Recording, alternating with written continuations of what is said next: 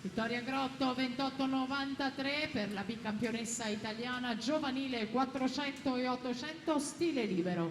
Intanto si preparano per la quinta batteria Sara Minel in 1, Valentina Vesini in 2, Noam Heller in 3, Franconetti in 4, De Munari in 5, Marraffa in 6, Catanese in 7, De Mas Micheluto in 8. Testa a testa per la vittoria, alla meglio Giulia Ghidini 59,61, Grotto 59,86.